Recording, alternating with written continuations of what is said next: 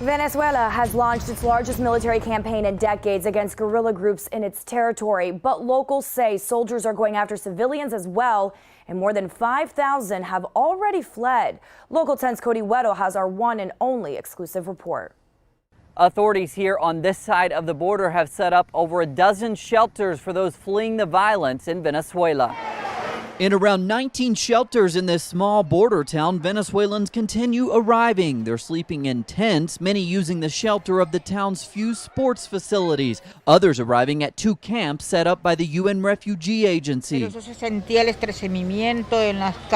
Eddie Rosa Medina sleeping with her husband in a tent, saying, "I could feel the house shaking during the bombings over there. My nerves just couldn't handle it." Many bringing their pets along with them so they don't starve on the other side. Dogs, cats, and birds living among the 5,000 people who have fled.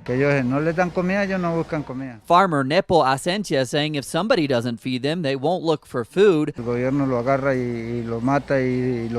Adding, "We had to leave because we've heard the Venezuelan government is killing people and then dressing them up as guerrilla fighters."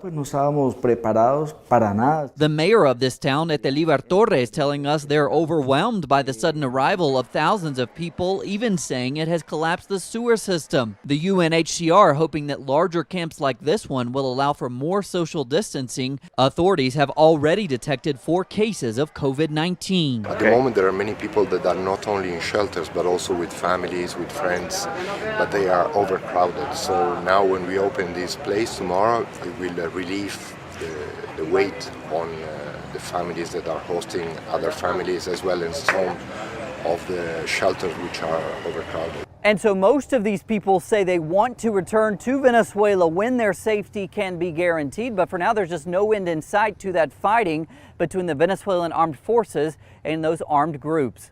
Reporting this from Arauquita, Colombia, I'm Cody Weddle, Local 10 News.